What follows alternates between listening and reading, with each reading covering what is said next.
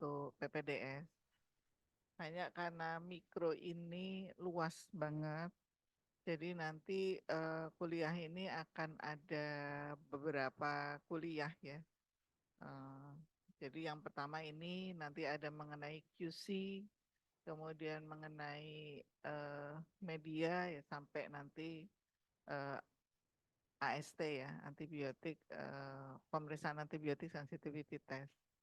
Nah ini di awal kita akan bahas mengenai safety di lab mikro. Kenapa ini menjadi penting? Karena lab mikro itu berbeda ya dengan lab biasa. Bukan berarti istimewa banget, enggak. Karena di lab mikro ini kan kita bekerja menumbuhkan bakteri ya. Kalau lab biasa itu kan kita hanya menerima sampel, diperiksa, selesai ya. Tapi bukan berarti di lab biasa tidak infeksius, sama sih, sama infeksiusnya. Hanya ini harus lebih apa ya, lebih hati-hati ya di laboratorium ini.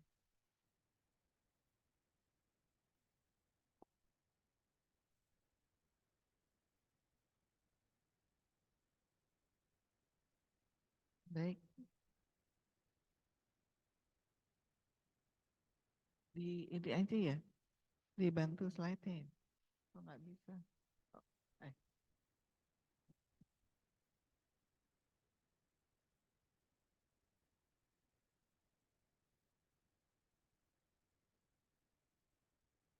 Ya, tentang lab safety. Jadi di sini akan membahas mengenai program ya, program slide, program safety di lab, di mana di sini meliputi beberapa hal ya. Jadi mulai dari handling spesimen pasien dan organisme yang infeksius dengan benar ya. Kemudian safety pada risiko kebakaran dan listrik, kemudian penanganan, penyimpanan, dan pembuangan bahan kimia yang aman, serta teknik yang aman untuk mengangkat atau memindahkan benda yang berat. Jadi di yang pertama ini, handling spesimen dan mikroorganisme. Gimana sih?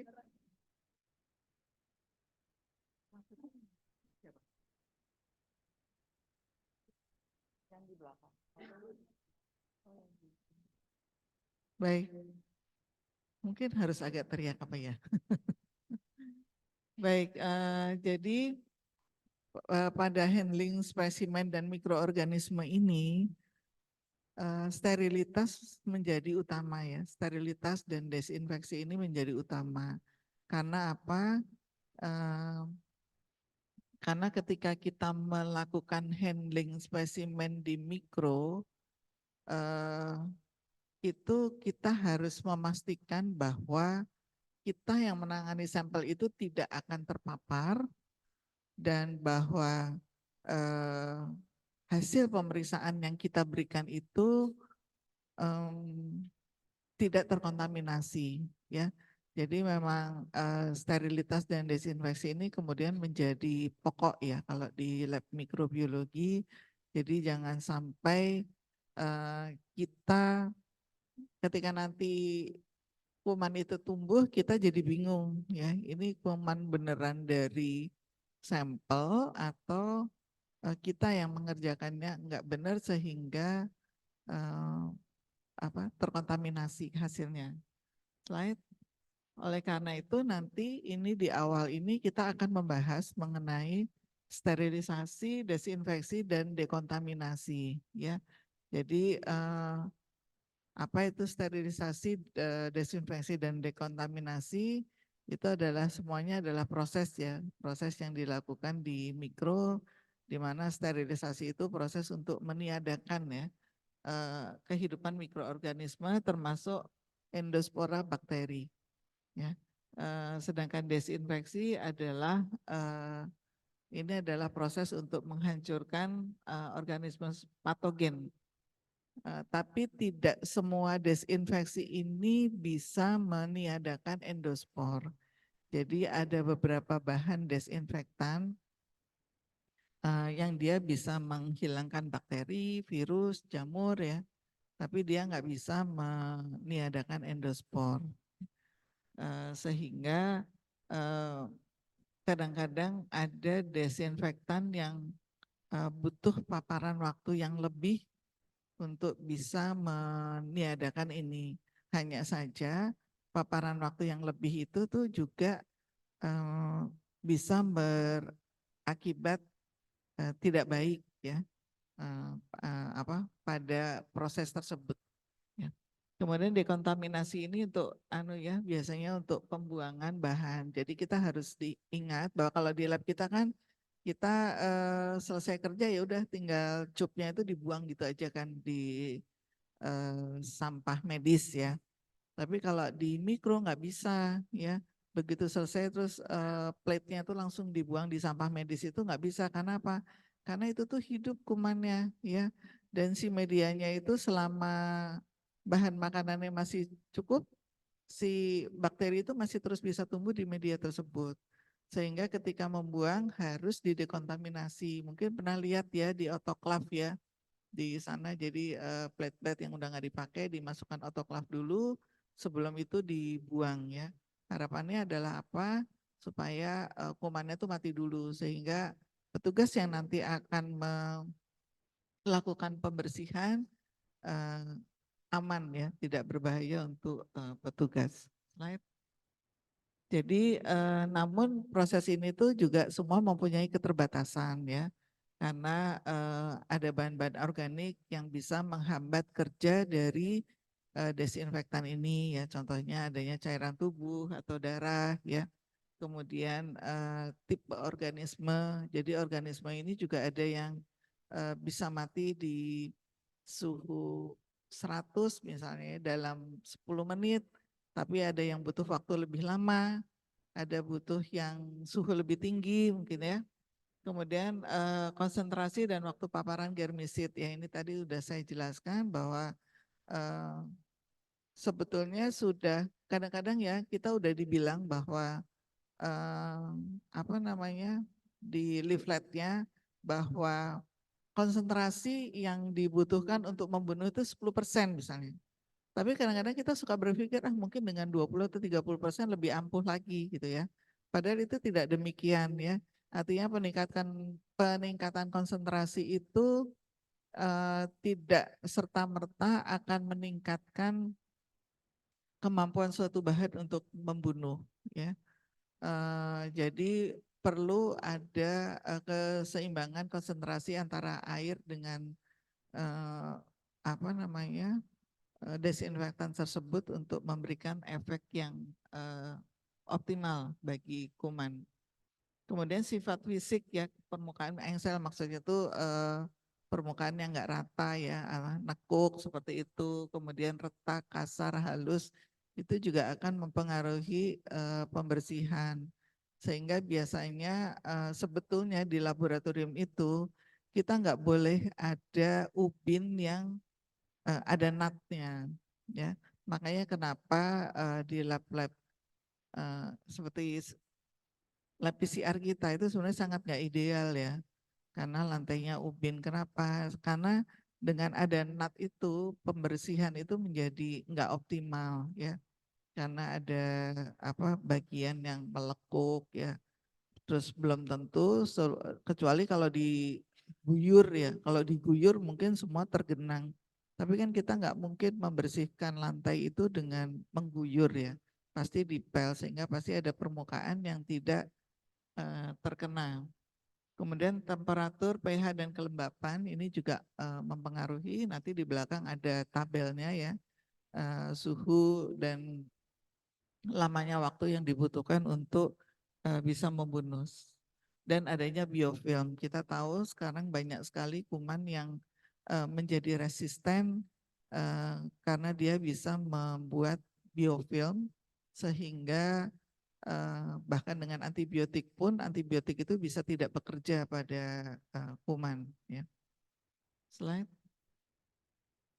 Nah, ini adalah metode sterilisasi yang ada ya, bisa dengan insinerasi. Insinerasi ini biasanya untuk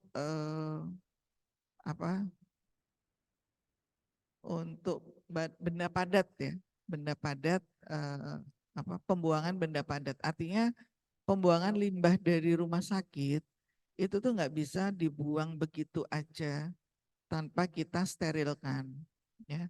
Jadi bahkan limbah cair pun di rumah sakit di bagian IPAL sana mereka harus punya kolam ikan yang airnya itu dialirkan dari air limbah tersebut, sehingga untuk melihat apakah proses apa namanya proses pengendali apa sih pemrosesan limbah itu sudah baik atau belum. Kalau sudah baik, hasil akhirnya ikan itu akan tetap hidup, ya. Itu adalah indikator, ya. Selain tentu saja secara berkala juga limbah itu akan diperiksakan, ya, untuk apa namanya secara kimiawi apakah memang itu sudah tidak mengandung kuman ataupun bahan atau logam apapun yang berbahaya. Nah, untuk yang padat limbahnya itu adalah dengan diinsenerasi, biasanya dengan pemanasan tinggi dan hasil akhirnya adalah abu, ya. Tapi karena di sini itu kan rumah sakitnya besar sekali, ya, dengan banyak tempat tidur. Mungkin sehari itu limbah itu bisa sangat banyak sekali, ya, sehingga beberapa saat yang kemarin itu sempat insinerator ini kayak kelebihan beban terutama waktu COVID, ya. Eh, Makanya waktu COVID itu kami dari laboratorium sempat dikomplain sama apa namanya bagian apa sih itu sanitasi, ya, eh,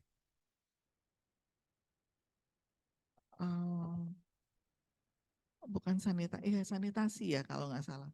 Itu pernah diprotes karena sampel tuh datang banyak pakai ini styrofoam tuh loh. Dan si orang yang bawa waktu itu nggak mau ngambil sehingga pembuangannya waktu itu agak bingung, ya. Dan itu jumlahnya banyak sekali kan sehari. Mungkin masih ada yang ngalamin nggak sih yang di sini? Oh masih Mbak Rini, ya. Oh ya Mbak Rini, Mbak Ruth yang senior-senior masih ngalamin nerima sampel ya begitu banyak. Dan itu menjadi meningkatkan load dari insenerator itu, ya. Kemudian hanya memang keterbatasannya belum keterbatasannya itu adalah emisi bahan toksik, ya, di udara, sehingga harus dipastikan bahwa tempat untuk insenerator ini harus jauh dari, maksudnya itu ada jedanya dengan pemukiman, ya. Makanya kita rumah sakit itu kadang-kadang empet-empetan sama rumah tinggal tuh, kadang-kadang saya juga kok mau ya yang tinggal di situ karena pasti itu entah airnya ya entah udaranya pasti nggak terlalu baik. Tapi kalian juga tinggal ya kos-kosan dekat rumah sakit, baik-baik aja ya, harganya tinggi ya. Ya, oke. Baik, kemudian yang kedua adalah dengan uap panas, ya. Ini yang insinuasi juga panas. Sebetulnya insinuasi ini hampir seperti dengan udara panas, ya. Sama dengan oven, cuma dia suhunya tinggi sekali. Kemudian yang kedua adalah dengan uap panas atau moist heat atau kita sering tahu autoclave, ya. Autoclave itu adalah dengan eh, uap, ya. Jadi itu dari air dipanaskan ada uap, ya. Uap yang bertekanan ini kemudian akan mensterilkan. Mungkin kalau ibu-ibu suka ini masak ini ya apa namanya? Presto, ya. Ya, bandeng presto. Itu juga dengan cara ini, ya. Jadi ini adalah untuk objek yang heat stable, artinya eh, apa namanya bisa dipanaskan, ya. Dan uap panas ini dalam bentuk uap jenuh dengan tekanan 1 atmosfer. Biasanya ini sterilisasinya dengan terjadinya denaturasi enzim dan protein yang sifatnya adalah irreversible. Ya, slide. Nah ini suhu yang digunakan biasanya 121 derajat. Ini mungkin bisa lihat di mikro, ya.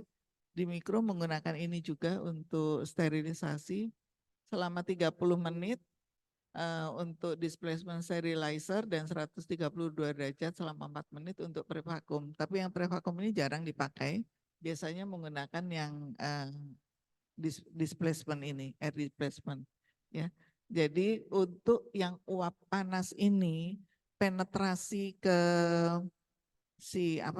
ke alat yang mau disterilkan itu lebih bagus ya dibandingkan dengan yang menggunakan udara panas atau oven ya. Dan kelembapan ini yang menyebabkan terjadinya koagulasi protein atau kerusakan protein dari kuman sehingga kuman kemudian mati.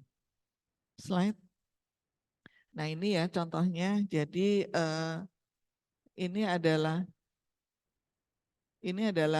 sumber uap ya, biasanya dari pemanasan ini termodinamika air, jadi pemanasan air ada uap, uap ini berjalan terus naik ya, dan dia akan masuk ke chamber lewat sini ya.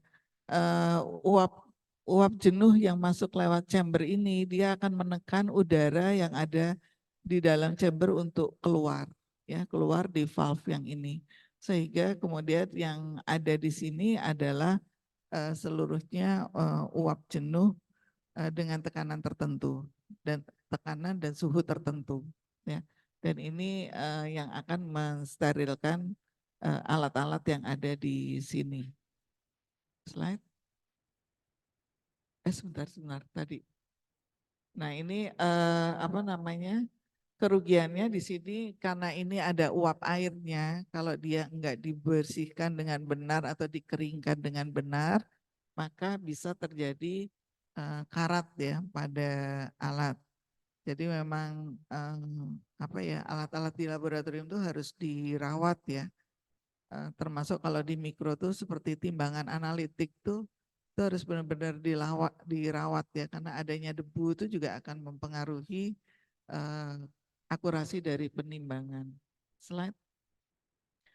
Nah ini beda dengan yang tadi uap panas, yang ini udara panas. Mungkin kita pakai ini untuk alat BMP ya, oven ya kan. Jadi ini butuh waktu yang lebih lama. Biasanya berapa lama kalau sterilin? Ada suhunya enggak? Ada suhunya ya? Ada suhunya atau enggak? Kayaknya ragu-ragu ya. Jadi dia butuh suhu yang lebih tinggi dan waktu yang lebih lama.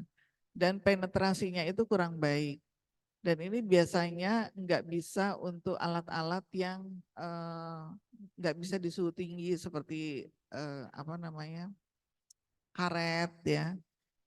Dulu zamannya awal banget saya di sini tuh saya masih ingat tabung itu masih dipakai ulang. Jadi kasihan banget ya. Tabung vakuum itu dicuci dulu. Ya, dicuci terus dikeringkan. Keringkannya itu pakai oven karena kan nggak perlu steril ya. Jadi ovennya itu pakai lampu. Ya, jadi kalau lampunya udah redup ya berkurang kemampuan untuk ngeringin. Tapi kadang-kadang tuh juga kalau dibiarkan terlalu lama meleot juga. Ya, jadi ada bahan-bahan yang memang sebetulnya nggak bisa dikeringkan dengan cara seperti itu ya. Cuma kita memang nggak ada pilihan sih. Kalau yang di luar Jawa tuh masih ada nggak sih yang dipakai ulang atau sekarang udah sekali pakai semua? Udah sekali pakai, termasuk tabung vakuum ya? Bener ya? Kalau dulu tuh malah kita pakai tabung ini, file bekas suntikan tuh loh. Terus kita bikin sendiri EDTA-nya, nimbang, dikasih air, konsentrasi sekian, terus tiap ini dikasih berapa tetes. Dulu sampai tahu sih hitungannya, sekarang lupa. Dikasih berapa tetes terus dikeringkan. Dikeringkan terus besok siap untuk dipakai. Jadi setiap hari kita mesti menyiapkan tabung EDTA dengan cara yang seperti itu. Semoga udah nggak ada lagi ya sekarang ya. Tapi itu mesti belajar ya. Mesti belajar, siapa tahu nanti kerja masih pakai yang seperti itu. Keuntungan metode yang oven ini tidak menyebabkan korosi karena dia nggak ada uap air ya. Panas aja, nggak ada uap air. hanya apa namanya, untuk bahan-bahan tertentu kadang-kadang kayak kaca itu juga bisa nanti jadi kusem ya. Kemudian apa misalnya kertas atau apa namanya kapas ya, kapas itu juga bisa gosong ya. Slide. Nah ini ya bedanya pemanasan kering dan basah. Jadi yang pemanasan basah itu waktunya lebih sebentar ya daripada pemanasan yang kering. Dan suhu yang dibutuhkan juga lebih tinggi untuk pemanasan yang kering. Ya. Jadi kalau suhunya betul 160 derajat bisa cuma 1 jam yang untuk alat BMP itu ya. Tapi kalau saya nggak tahu sih suhunya berapa yang itu. Ya. Kalau ini adalah yang autoclave ya, yang ini yang autoclave. Slide. Nah ini kemudian ada lagi metode sterilisasi dengan filtrasi, tapi ini jarang kita pakai di sini. Ini biasanya untuk obat ya, seringnya ya, obat atau produk makanan ya. Mereka mensterilkannya dengan cara yang ini. Kemudian ini lumayan mudah, tapi ada kekurangannya adalah virus dan mikroplasma ini tidak tersaring ya. Jadi karena mungkin saringannya porinya terlalu besar sehingga dia tidak bisa menyaring ini. Mungkin beberapa waktu yang lalu kita pernah dengar ada susu ya katanya yang ada terkontaminasi virus kah atau apa ya, susu bayi ya. Ini mungkin karena prosesnya yang kurang baik. Tapi saya rasa dengan pabrik yang modern ya mestinya mereka udah punya cara yang lebih baik agar virus dan mikroplasma ini juga bisa tersterilkan dari produk. Slide. Nah ini adalah metode lain yaitu dengan radiasi. Metode ini mungkin sangat akrab dengan kita waktu COVID ya. Sampai saya punya apa ya box kecil UV setiap kali HP apa semua masuk di situ ya supaya kalau dari luar steril gitu ya. Dan ruangan-ruangan saya rasa ruang residen masih tuh sampai sekarang di UV ya tiap hari. Jadi ini adalah metode sterilisasi juga ya. Dan ini bisa untuk permukaan interior, bisa untuk ruangan. Dan kalau di rumah sakit biasanya di OK ya, di OK atau di ruang poli untuk TB-MDR. Itu biasanya harus dikasih ini ya untuk apa sterilisasi udara ruangan agar apa namanya kuman-kumannya itu bisa hilang ya.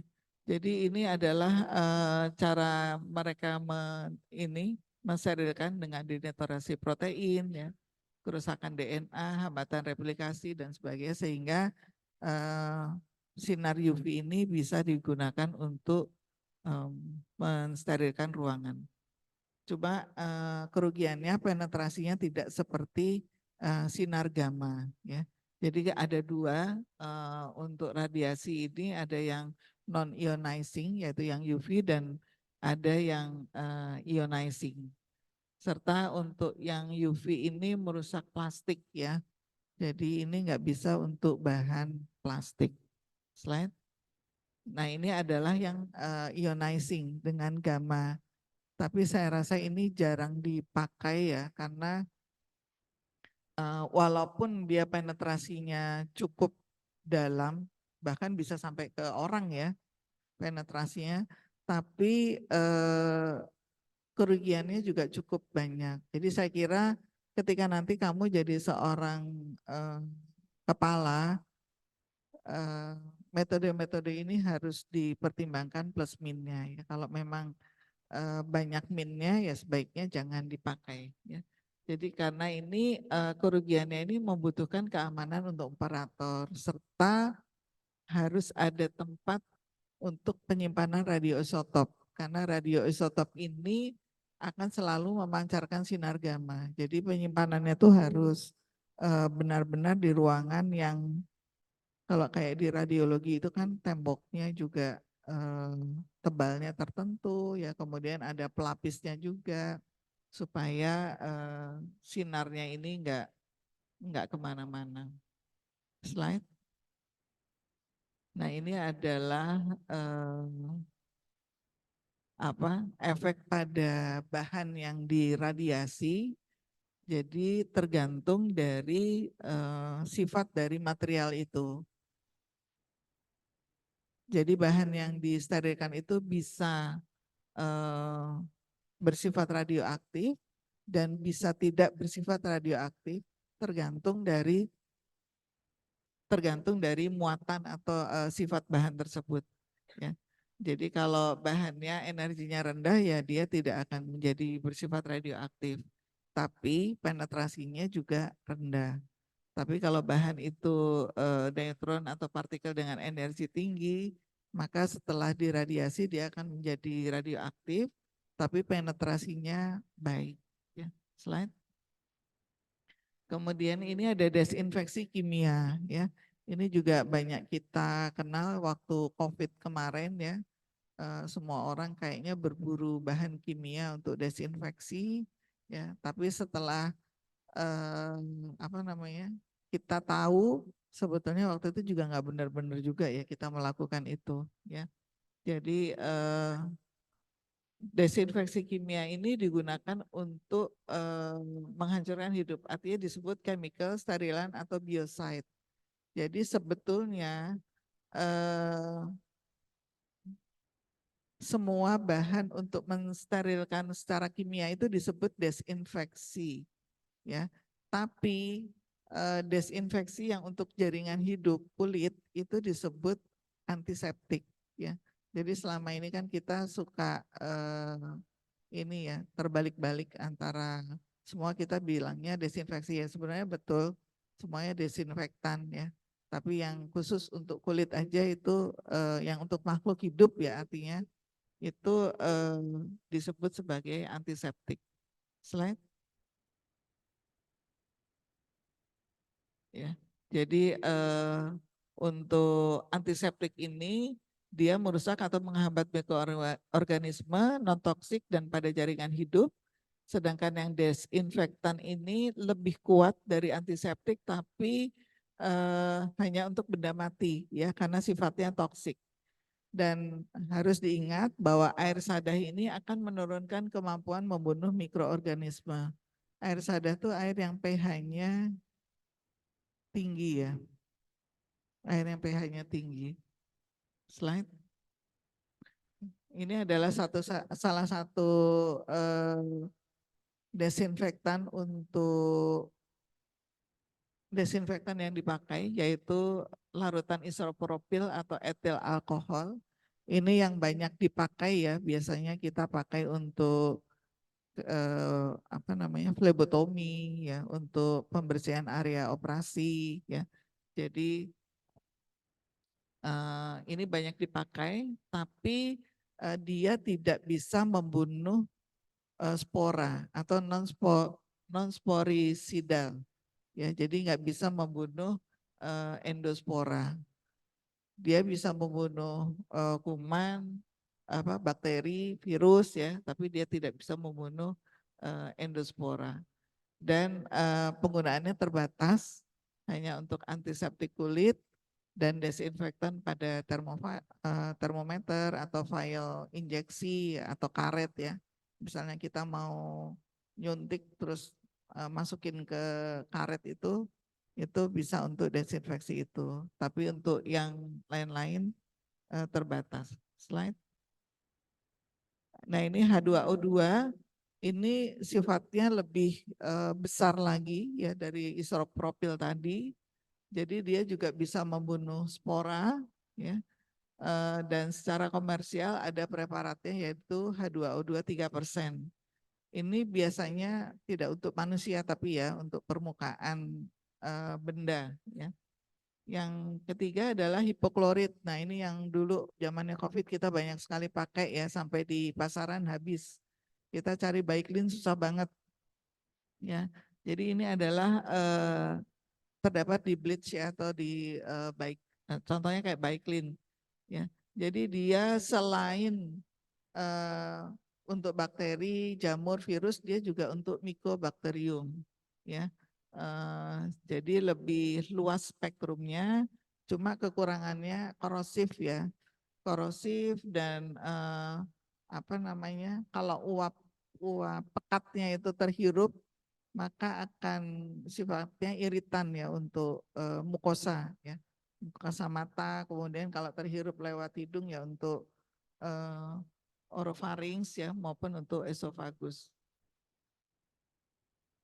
Serta dia bisa kalau bereaksi dengan bahan pembersih lain dia bisa menimbulkan gas yang sifatnya toksik.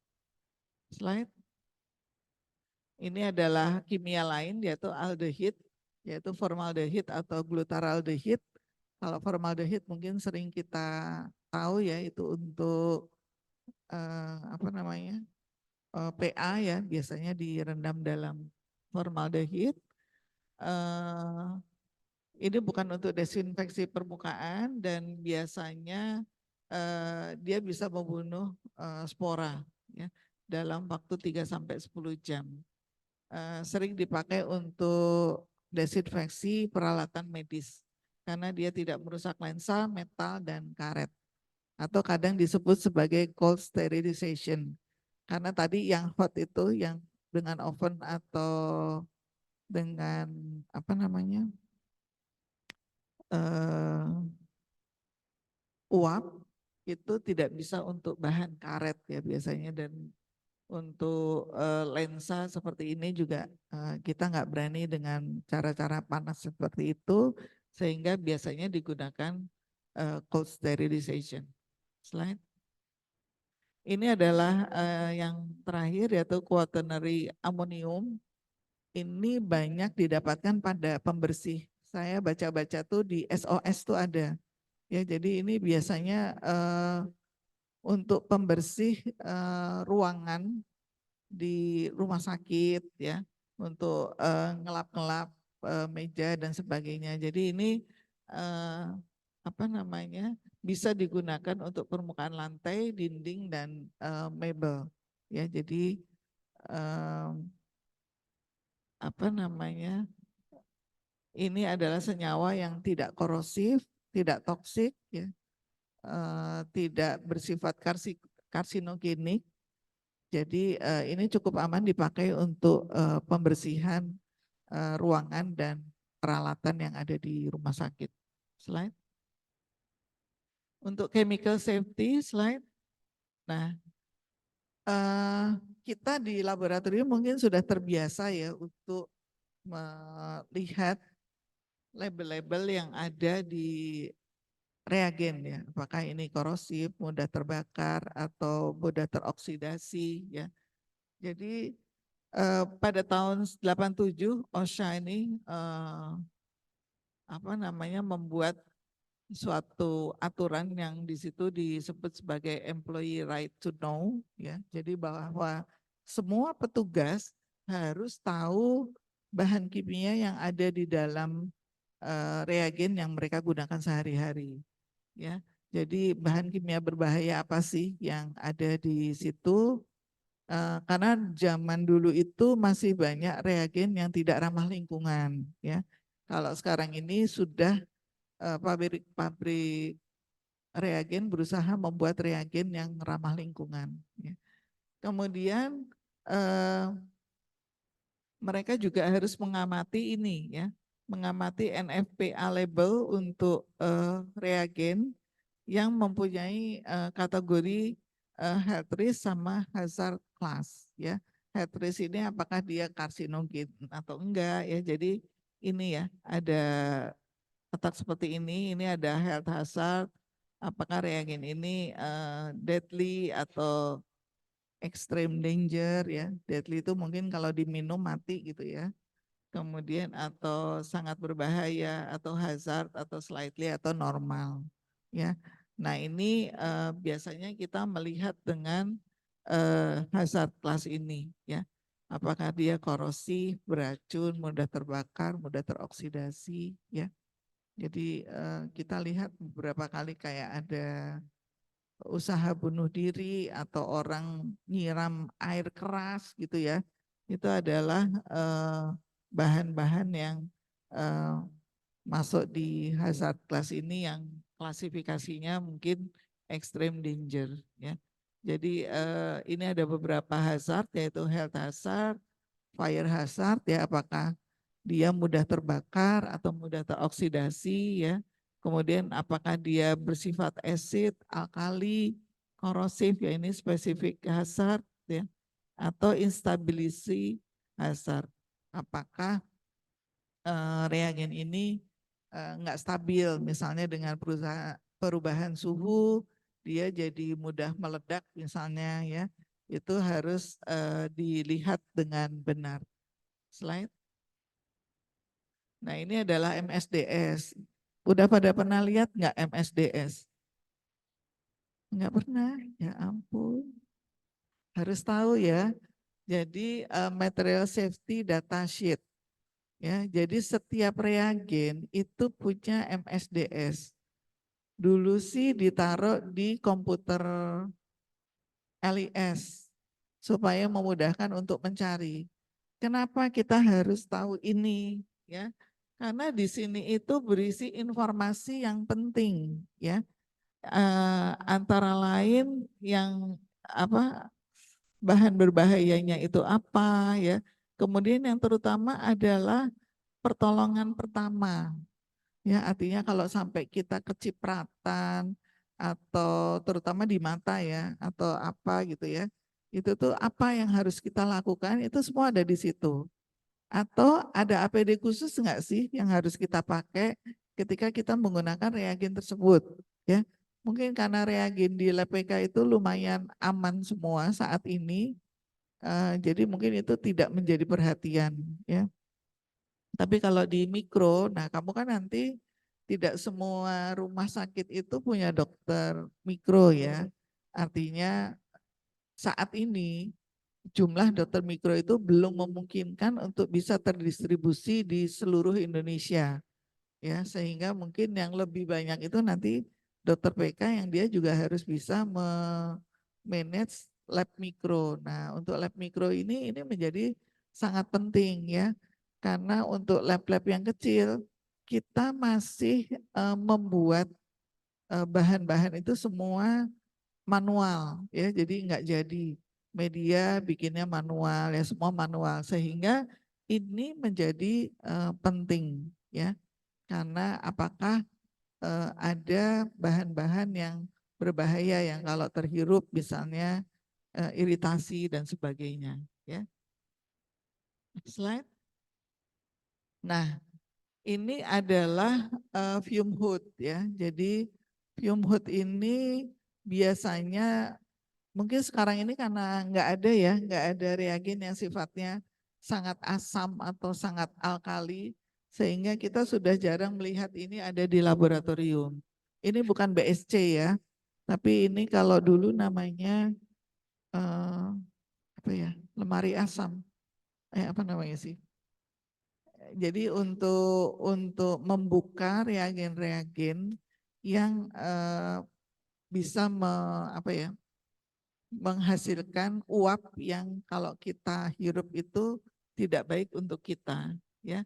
Jadi dia akan apa namanya, tidak ada udara yang disirkulasi atau balik ke ruangan tuh nggak ada. Jadi semua udara tuh langsung dikeluarkan ya.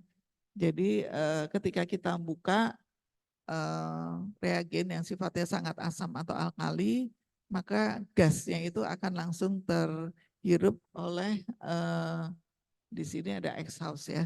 Tapi dia nggak punya HEPA filter, jadi beda dengan BSC. Kalau BSC itu punya HEPA filter karena dia fungsinya di sini bukan untuk memfilter mikroorganisme, tapi hanya untuk meniadakan uap yang bisa berbahaya untuk operator. Slide. Ini fire dan electrical safety slide. Nah, fire safety ini penting ya.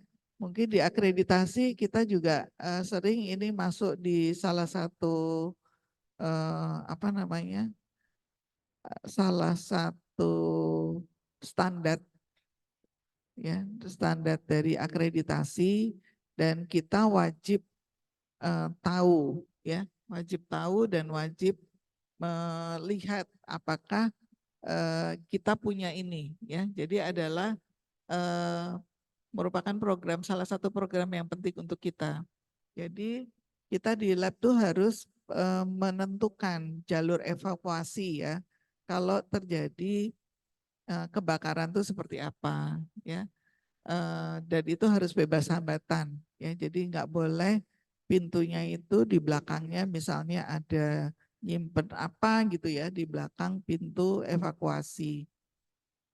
Kemudian harus ada latihan menghadapi kebakaran ya, harus dilakukan setahun sekali, dan cara menggunakan APAR. Semua tahu nggak cara pakai APAR? Masih ingat ya? Pernah dilatih kan? Oke. Dan ada beberapa tipe APAR dengan fungsi yang berbeda ya. Jadi kalau yang baru-baru ini juga dilatih nggak sih cara menggunakan APAR yang R1 di Pradik ya? Di Pradik ada ya? Oke. Harusnya masih paling ingat ya.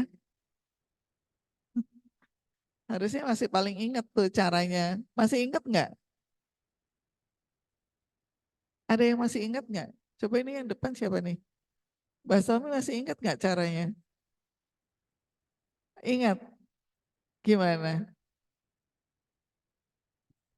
Izin dokter, APAR itu pertama diletakkan jarak sekitar 100 meter di antara satu sama lain. Penggunaannya sekitar setinggi eh, dada dok, sekitar segini. Terus eh, nanti ada seperti penekannya gitu dok untuk mengeluarkan tipe-tipe dari eh, cairan yang dikeluarkan dokter. Udah itu aja. Seingat saya itu dok. Mohon izin dok. Iya, pertama itu kan harus diangkat dulu ke lokasi, ya kan? Diangkat ke lokasi, ditaruh, kemudian apa namanya? Ditarik dulu, kan ada penguncinya tuh, ditarik dulu penguncinya, terus kita neken ini, tapi nozzle-nya itu harus diarahkan ke api. Terus jangan apa? Jangan anginnya jangan ke kita ya. Jadi kita harus yang apa namanya, searah angin ya berarti. Kemudian disapukan ya. Udah lupa ya. Harus ingat ya. Dan ini ada beberapa tipe APAR ya yang fungsinya berbeda. Slide ya. Jadi ada APAR yang tipe air, foam, dry powder, dan yang CO2. Jadi ini penggunaannya itu berbeda-beda ya. Jadi kalau ada kebakaran karena listrik, kita nggak bisa pakai air ya. Jadi harus paling tidak pakai yang powder ya. Makanya kalau eh, ibu-ibu tuh biasanya bingung ya. Kalau ada kebakaran tuh langsung pokoknya banjur air gitu ya. Ya, soalnya apa? Kalau listrik takutnya nanti kesetrum ya. Takutnya nanti kesetrum karena dengan apa? Pakai air ya. Jadi ini harus dipahami ya. Jadi yang tipe air itu hanya untuk kebakaran yang oleh solid ya. Misalnya ini apa namanya? Kain kebakar atau kertas kebakar atau apa itu bisa pakai yang air.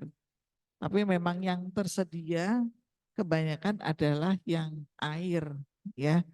Di lab itu juga yang tersedia yang air ya.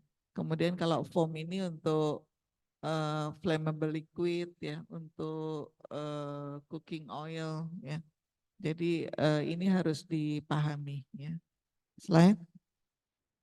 Kemudian electrical safety. Nah, ini harus Saya juga belum lihat sih di lab lagi. Dulu itu saya mendesain lab itu satu colokan itu untuk satu titik itu untuk satu colokan aja ya. Jadi nggak boleh eh, apa bertingkat ya, colok terus nanti dikasih T, kasih T lagi gitu ya sampai panjang. Nah, itu sangat berbahaya ya. Jadi sebaiknya tuh nanti kalau kalian di lab ya mintalah dari rumah sakit untuk menambahkan titik ya. Jangan sampai titik itu menjadi bertingkat-tingkat karena itu bahaya korslet itu besar sekali dan kita jangan gunakan kabel yang nanggung ya, yang kecil, pakai aja kabel yang besar ya karena supaya lebih aman. Terus jangan ada kabel menjuntai. Dulu kita pakai ini sih tiang-tiang itu di lab ya. Jadi kalau kamu perhatikan di tempat komputer itu ada beberapa tiang itu isinya kabel ya supaya nggak terlihat bergelantungan gitu kabelnya. Dan yang harus diperhatikan adalah penambahan alat ya. Suatu saat mungkin kamu akan mengelola suatu lab dan lab itu menjadi maju ya di rumah sakit sehingga bisa terjadi penambahan alat-alat baru. Nah, ketika ada penambahan alat baru itu kita harus komunikasi dengan vendor. Ini alat nih kapasitasnya berapa listriknya, terus butuh apa dan sebagainya, itu tuh harus dipastikan ya. Dan itu harus dilaporkan ke rumah sakit bahwa di laboratorium akan ada alat baru dengan kapasitas daya sekian agar listriknya itu bisa disediakan oleh rumah sakit. Jadi jangan sampai kita asal pasang-pasang aja pas dinyalain jeklek satu rumah sakit gitu ya. Jadi itu eh, harus koordinasi ya. Kita tuh di laboratorium tuh koordinasinya banyak terutama dengan bagian pemeliharaan sarana rumah sakit. Baik, slide. Nah, ini employee education dan orientasi slide. Jadi semua program safety yang ada di lab itu nggak akan terlaksana dengan baik kalau tidak ada komunikasi atau pendidikan kepada petugas ya. Jadi petugas itu harus betul-betul paham sebenarnya kenapa sih dia harus gini, kenapa harus gitu ya. Jadi jangan itu menjadi suatu kayak keharusan tanpa dia paham maksudnya itu apa ya. Jadi kita harus tahu bahwa hospital acquired infection itu sangat mungkin bisa terjadi pada kita ya. Kita yang bekerja di rumah sakit karena tanpa sadar sebenarnya kita bisa membuat diri kita sakit karena kita ini ceroboh ya. Ini adalah beberapa hal yang bisa terjadi pada kita kalau kita tidak bekerja atau melakukan apa ya prosedur yang sebagaimana mestinya ya. Jadi ini ada beberapa yang kita harus pahami bahwa yang pertama ketika kita lagi bekerja kita nggak boleh menggosok mata dan hidung. Waktu zamannya COVID itu kayaknya kita ini jaga banget ya karena port entry-nya tuh bisa dari mata juga dan bisa dari hidung. Cuma sekarang lewat COVID tuh kayaknya mungkin lengah lagi ya. Jadi kayak nggak apa-apa gitu ya. Tapi padahal ini tetap sebenarnya harus dijaga. Kemudian sentrifus ya. Sekarang tuh alat-alat sentrifus sudah lebih baik ya. Kalau nggak ditutup dia nggak bisa jalan. Ya. Tapi sentrifus yang lama itu bisa jalan walaupun nggak ditutup. Mungkin yang bentuknya saya nggak tahu masih ada nggak ya di lab. Bentuknya bundar gitu ya. Nah itu tuh kadang-kadang ya udah analisisnya sentrifus aja nggak ditutup. Padahal itu sebetulnya ketika kita sentrifus itu ada aerosol yang dihasilkan ya. Dan aerosol itu setiap kali kita hirup ya, padahal kita nggak tahu tuh sampelnya tuh sampel apa ya. Jadi ini tuh juga sebetulnya tidak aman untuk kita atau mixing atau vortex ya. Eh, tanpa kita pakai APD yang benar ya. Sekarang memang sudah menjadi suatu hal yang apa ya biasa di lab melihat analis bekerja pakai handskun. Dulu pertama kali ya ampun susah banget. Bahkan yang ngambil darah itu akhirnya dengan terpaksa mereka pakai handskun dengan ngebolongin sininya. Jadi ininya tuh tetap dibolongin sama mereka, tapi mereka pakai handskun supaya bisa ngerapel. Jadi susah banget dulu pertama kali itu meminta mereka untuk menggunakan APD. Padahal APD itu sebenarnya untuk kepentingan mereka. Apalagi pakai masker ya. Sekarang kayaknya semua harus pakai masker ya ke rumah sakit karena takut ya gara-gara COVID. Ada bagusnya sih COVID itu kita jadi kayak lebih sadar diri untuk pakai APD lebih baik ya. Kemudian ini ya kadang-kadang nggak sadar kita gigit-gigit pena atau gigit-gigit kuku itu juga nggak benar ya. Terus needle stick injury, nah itu harus dihindari juga ya, karena itu juga bisa menyebabkan haid untuk kita.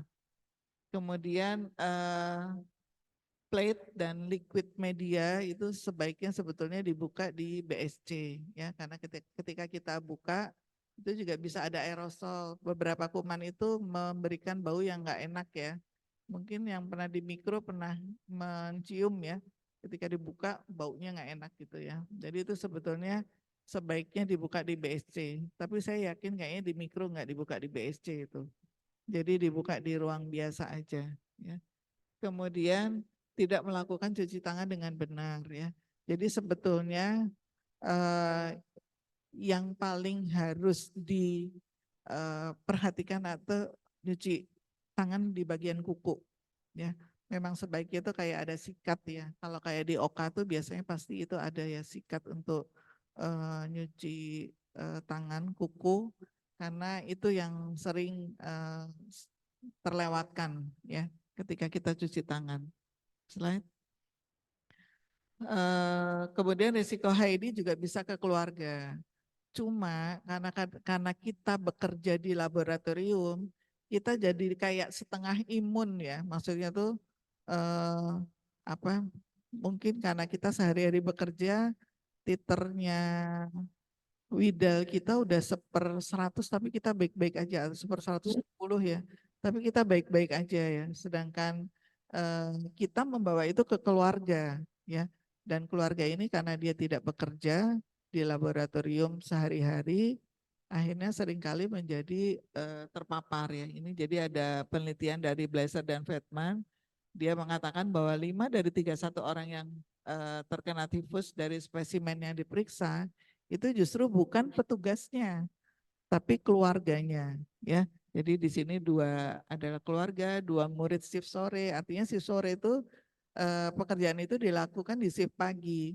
Tapi dua murid yang bekerja di shift sore dia terkena dan satu analis di lab kimia. Artinya apa?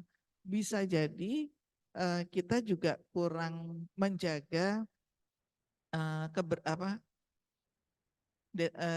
desinfeksi atau kebersihan dari kita ya sehingga nggak sadar kita menaruh kuman itu di mana-mana ya. Jadi kita bekerja dengan tidak benar sehingga akhirnya orang lain yang terkena ya. Selain penularan bakteri bisa juga terjadi penularan virus dari sampel. Contohnya kayak needle stick injury itu kan sering terjadi ya. Padahal mungkin pasiennya pasien HIV misalnya ya atau pasien yang hepatitis B atau C. Cuma ini apa namanya laporannya itu tidak bisa didapatkan dengan benar ya karena ini pelaporannya itu secara apa ya namanya sukarela ya dari orang untuk mau melaporkan bahwa dia terkena needle stick ya. Beberapa di lab dulu pernah ya ada kejadian ini. Yang satu betul-betul dari orang yang HIV-nya positif ya. Tapi sampai sekarang masih aman-aman aja. Mungkin kenal nggak Mbak Wiwi Erna? Analis, nggak kenal ya? Udah pensiun sih. Nah itu dulu pernah dia zamannya analis masih keliling bangsal. Dulu kan analis kita keliling bangsal nih ngambil sampel. Itu pernah terkena dan tapi alhamdulillah nggak apa-apa ya dari 3 kali pemeriksaan dengan selang 6 bulan hasilnya tetap non reaktif. Slide. Kemudian ini exposure control plan. Jadi exposure control plan ini tujuannya adalah untuk keamanan petugas ya. Jadi kita sebagai manajer suatu laboratorium harus memikirkan keselamatan dari petugas yang bekerja di laboratorium kita ya. Jadi kita harus punya plan apa ya. Jadi kita harus mengadakan edukasi dan orientasi pegawai. Mungkin secara berkala kita melatih ya bagaimana menggunakan alat yang benar. Kemudian kalau dari rumah sakit secara berkala juga dilatih mengenai basic life support atau evakuasi atau banyak ya, biasanya ada 4 yang dilatih dari rumah sakit. Dan sebetulnya yang harus dilatih juga adalah untuk bahan kimia ya, bahan kimia yang berbahaya itu apa aja dan bagaimana penanganannya. Ya, serta harus dikenalkan dengan MSDS ya. Kalian aja banyak yang belum tahu ya. Nanti browsing ya MSDS. Kalau nggak salah nanti coba saya ini ya. Mereka biasanya ngasih dalam bentuk soft file ya, karena itu tebal banget MSDS. Jadi kalau kayak satu alat kimia aja itu kan reagennya banyak banget tuh. Nah, masing-masing reagen itu ada MSDS-nya ya. Jadi biasanya banyak. Kemudian kewaspadaan standar ya. Kewaspadaan standar itu tadi jadi pakai APD ya. Dulu namanya Universal Precaution. Sekarang namanya Standard Precaution ya. Jadi APD apa yang harus dipakai ya. Mungkin kalau di mikro ini harus lebih strict ya daripada di lab. Kita di lab biasa bisa pakai masker medis. Mungkin kalau di lab mikro untuk pengelolaan bahan tertentu ya terutama MDR-TB itu kita nggak bisa cuma pakai masker medis ya, kita harus pakai masker N95. Kemudian kontrol teknik dan praktek kerja yang aman serta pembuangan limbah yang tepat dan penggunaan BSC ya. BSC udah bisa pakai semua ya. Udah nggak cuma nurunin naikin aja kan, tapi gimana kita mensterilkan pakai UV-nya dan sebagainya ya setelah bekerja supaya area kerjanya steril ya. Kemudian penggunaan APD seperti jas lab, penutup sepatu dan sebagainya. Slide. Nah ini adalah harus dipikirkan juga rencana pasca paparan. Jadi ini semua ini harus dibikin kalau udah ada plan berarti ada SOP-nya ya. Artinya SOP penggunaan APD misalnya di ini, SOP untuk bagaimana kalau kita terpapar ya. Misalnya kalau di kita sudah ada sih SOP-nya bahwa setiap tahun harus apa ya. Misalnya check up. Sebetulnya medical check up tuh harus ya setahun sekali. Cuma memang karena secara nggak tahu ya keuangan rumah sakit mungkin juga waktu kemarin pandemi itu kan tersedot ya untuk penanganan pandemi. Akhirnya selama pandemi itu juga nggak ada medical check up ya. Baru ada lagi medical check up ini ya. Sekarang sedang ada medical check up lagi ya. Kemudian evaluasi hand washing, apakah sudah benar atau belum. Masih ingat hand wash, hand hygiene. Mana yang baru? Satu, coba gimana hand hygiene yang benar. Jangan basuh lagi, kayaknya nggak bisa lagi ntar. Yang baru, yang belakang Mbak siapa tuh? Aku sorry nggak apa namanya.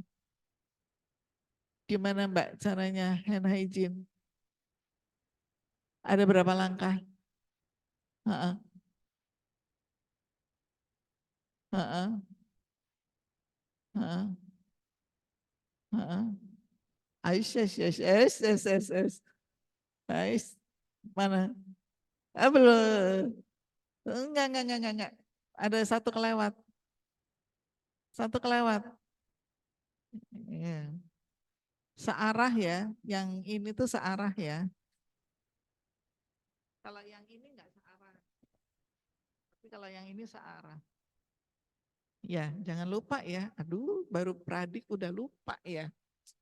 Ya, jadi ini harus dievaluasi nih, hand wash ya. Kamu sebagai apa namanya? Sebagai seorang manajer laboratorium dipastikan nih masih pada bisa melakukan hand wash enggak ya.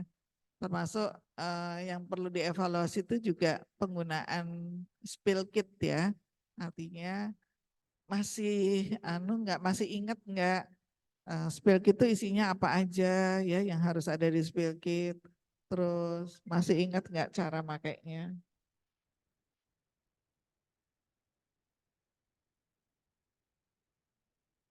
Ya.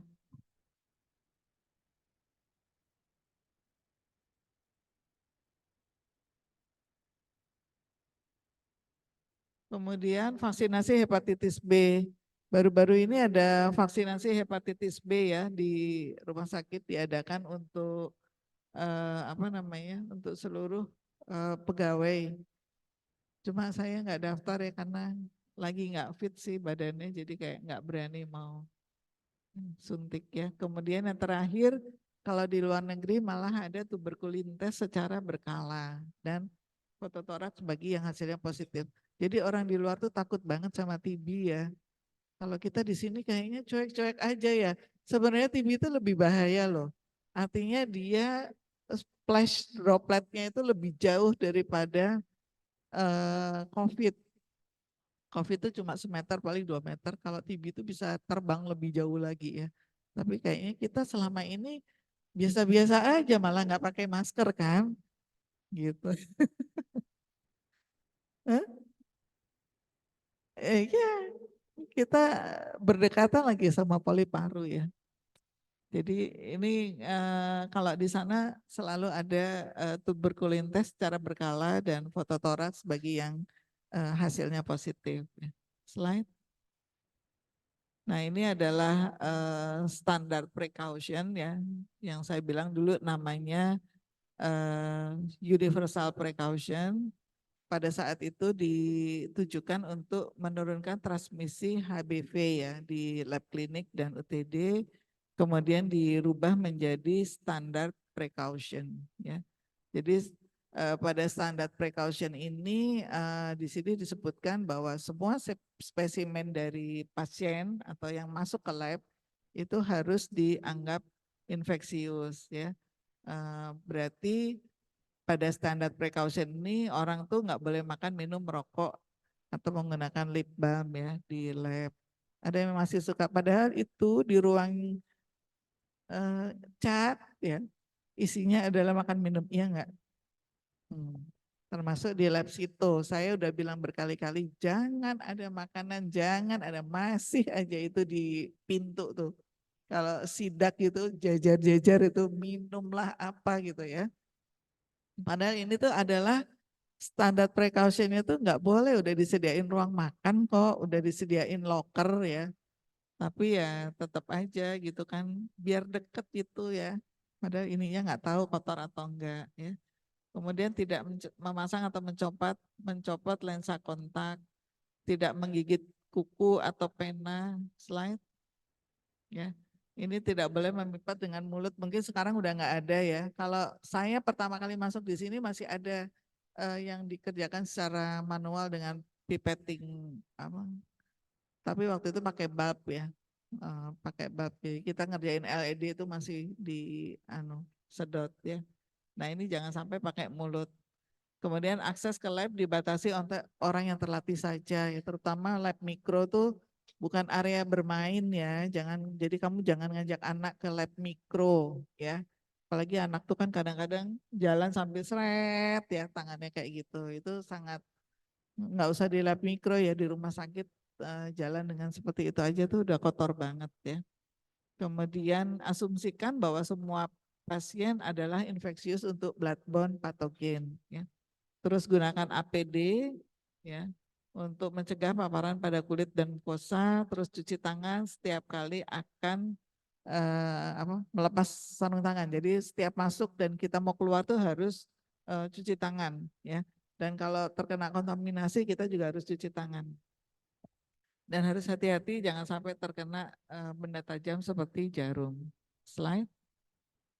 Nah ini adalah bagaimana cara kita membuang sampah supaya kita jangan sampai tertusuk jarum. Saya nggak tahu sih udah ada sampah seperti ini nggak yang untuk sharp container. Selalu ada nggak? Yang di luar Jawa, Julian ada nggak?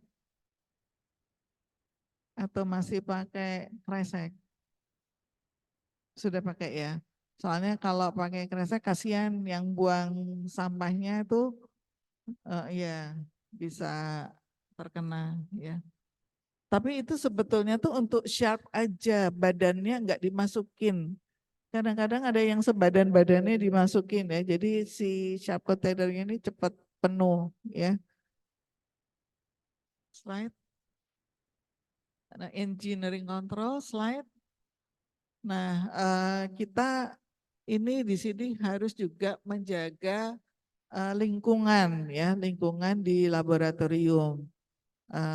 Karena ini juga terutama di mikro ya, terutama di mikro karena ini sangat berkaitan dengan keselamatan. Jadi simbol biohazard ini sebaiknya ada di pintu dan lemari yang menyimpan reagen-reagen yang atau bahan-bahan yang infeksius ya atau yang berbahaya. Jadi kalau di kami ada lemari B3 itu ada simbol-simbolnya untuk yang korosif, untuk yang mudah terbakar, iritan itu semua disimpan di lemari B3 ya. Kemudian sistem aliran udara di lab mikro, nah ini juga perlu diperhatikan. Saya nggak tahu sih di mikro sini ada aliran udara atau enggak ya. Itu harusnya dari area risiko rendah ke risiko tinggi. Saya juga nggak tahu apakah sebetulnya diizinkan ya kayak AC gitu itu kan kayak jadi mulek ya udaranya saya nggak tahu itu bisa tersedot enggak dengan AC itu apa namanya udara-udara yang ada di laboratorium mikro. Ya. Kemudian idealnya memang lab mikro itu harus bertekanan negatif ya. Jadi udara tidak boleh disirkulasi ulang setelah lewat dan perlu BSC untuk semua prosedur yang bisa menimbulkan aerosol. Ya. Jadi BSC itu harus ada, saya kira ada ya di lab mikro, ada satu BSC untuk bikin preparat itu di situ enggak sih? TB di BSC enggak? Di BSC ya, bikin preparat ya. Baik, slide. Karena itu adalah salah satu kegiatan yang bisa menyebabkan timbulnya aerosol ya. Jadi kayak mencacah-cacah gitu ya. Misalnya sampel sputum itu kan susah kan ya. Atau vortex ya atau direct smear itu bisa menimbulkan aerosol dan itu sebaiknya dilakukan di dalam BSC. Kemudian jumlah orang yang masuk ke lab harus dibatasi terutama pada area tinggi resiko yaitu pada mikrobakteriologi dan virologi lab dan perlu diperhatikan agar tidak ada serangga ya karena kalau dia plate-nya kebuka dia ke situ terus dia terbang-terbang maka dia akan membawa kuman ya di kakinya itu dan juga nggak perlu labnya kita tuh harus indah ada tanaman gitu ya karena tanaman itu bisa mengundang serangga juga ya jadi lab itu memang harus bersih dan nggak boleh ada kordennya ya harus diingat ya lab saya kadang-kadang di daerah masih ada ya korden. Di kita udah nggak boleh ada korden nih. Sekarang jadi biasanya kita pakai kaca yang digelapkan aja. Slide. Nah ini untuk BSC. BSC ini adalah alat yang melindungi pekerja dari aerosol infeksius. Jadi ini nanti kalau kamu jadi seorang dokter PK mungkin ditawarin mau BSC yang mana gitu ya. Kamu jadi bisa memilih ya, kamu mau BSC yang mana. Jadi ini biasanya ada sinar UV-nya di situ ya. Jadi udara yang mengandung material akan dipanaskan, akan dipanaskan oleh sinar UV dan akan difilter oleh menggunakan HEPA filter. Ini ada BEC kelas 1 sampai 3. Yang kelas 1 ini udara yang masuk ini enggak steril ya. Jadi ya udara ruangan gitu. Cuma nanti tapi enggak ada udara yang balik ke ruangan. Jadi udara dari ruangan itu langsung disterilkan di HEPA filter dan 100% dibuang keluar ya. Jadi ini proteksi pada personel dan lingkungan iya, tapi pada produk enggak. Karena apa? Karena yang ke produk ini udara yang enggak steril ya. Tapi kalau untuk lingkungan dan personel dia terlindungi. Slide. Nah ini ya gambarnya. Jadi kita lihat di sini bahwa untuk proteksi untuk sampelnya itu enggak ada ya. Tapi untuk operator dan environment dia terproteksi karena dia modelnya gini masuk terus keluar ya. Jadi enggak ada yang keluar lagi ke sini. Slide. Nah ini ada yang tipe BEC kelas 2. Kelas 2 itu ada 2A dan 2B. Itu sama-sama udaranya bersirkulasi ya, kurang lebih 70% itu bersirkulasi lagi ya, tapi dia sudah lebih baik daripada yang BSC kelas 1. Artinya apa namanya? Udara yang masuk dan yang keluar itu sudah steril ya. Ada yang 2A dan 2B, yang 2B ini biasanya untuk farmasi ya, mungkin kayak dia ngoplos obat-obat kemoterapi ya yang sifatnya bisa karsinogenik untuk orang dan sebagainya ya. Ini biasanya menggunakan BSC yang 2B. Slide. Nah ini apa? Yang 2A ya. Yang 2A ini masih 70%, sorry yang 2B itu tidak bersirkulasi ya. Yang 2A ini masih bersirkulasi 70% ya. Airflow-nya, pattern-nya 70% masih bersirkulasi dan tapi dia udah aman untuk sampel operator dan environment. Jadi udara yang keluar masuk sudah steril. Slide. Dan ini adalah yang kelas 3 ya, ini yang paling baik untuk melindungi pekerja ya. Dan ini biasanya harusnya untuk TBMDR menggunakan ini ya. Jadi dia menggunakan apa? Ada tempat kita ini nggak dibuka tutup ya. Nggak ada sashnya seperti yang kelas 2, tapi kita langsung pakai sarung tangan yang sudah nempel pada kabinetnya ya. Jadi dia juga baik untuk sampel operator dan environment. Slide. Ini saya mengambil dari PPT-nya PT ESCO yang kemarin kita ada pelatihan ya. Jadi kita lihat di sini bahwa yang untuk 1 ini dia tidak ada udara yang sirkulasi. Jadi dia semua dikeluarkan lewat exhaust. Kalau yang 2A 1 dan 2 ada yang bersirkulasi dan yang dikeluarkan lewat exhaust hanya 30%. Yang 2B lebih sedikit yang bersirkulasi, sedangkan yang B2 dan 3 ini sama sekali nggak ada yang bersirkulasi, langsung dikeluarkan seperti yang 1 ya. Slide. Ini adalah biological classification ya. Jadi kuman-kuman yang perlu kita perhatikan ya. Jadi ada yang belum bisa diobati dan belum bisa dicegah, tapi kematian dan penularannya tinggi. Ini yang kita perlu hati-hati, yaitu ada virus Ebola, Marburg, dan variola. Ya, ini yang kemarin sempat juga banyak ya terjadi, tapi di luar setelah COVID ya. Setelah COVID kemarin sempat ada virus ini mencuat di luar negeri. Kemudian, nah ini Mycobacterium ini sebetulnya di kita ada ya, di kita ada pengobatannya plus di sini. Kenapa? Bukan nggak bisa diobati ya, sebetulnya bisa. hanya keberhasilannya itu tergantung dari orangnya itu sendiri juga sebetulnya. Dan tergantung dari dia dapat kumannya yang apa. Ya, kalau dia dapat kumannya yang masih wild type, yang masih sensitif dengan first line OAT, ya bisa sembuh ya. Tapi kalau dia dapatnya yang udah MDR, nah ini yang agak susah ya, karena MDR itu obat-obatnya sebetulnya tidak sebaik yang first line, tapi toxicity-nya lebih tinggi ya daripada yang first line OAT ya. Sehingga di sini kenapa pencegahan dan pengobatannya plus plus 1. Sedangkan yang kedua ini masih bisa dicegah diobati dan tapi masih bisa menimbulkan kematian. Ya. Virus influenza ini seperti yang kemarin ya, SARS-CoV-2 itu termasuk virus influenza dia, jadi berarti ada di level risiko yang kedua. Sedangkan yang ini tidak menimbulkan kematian dan penularan dan pencegahan pengobatannya masih bisa bagus.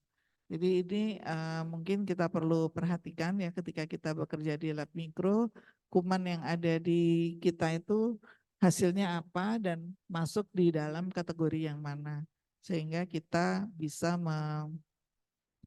melakukan proteksi ya untuk kita sebagai petugas di situ. Ya. Nah, mungkin nanti sebetulnya ada Permenkes ya yang sudah mengatur bagaimana apa namanya tuh membuat suatu laboratorium terutama untuk lab TB. Nah itu sebaiknya diikuti ya, termasuk kayak bagaimana arah angin ya. Arah angin tuh jangan sampai ini mungkin untuk yang meriksa atau yang apa, jangan sampai arah angin itu dari pasien ke kita ya, sehingga kumannya dari pasien ke kita semua. Kalau bisa dari kita ke pasien arah angin. Nah, mungkin itu slide. Ya, saya kira udah selesai. Terima kasih. Barangkali ada pertanyaan, silakan.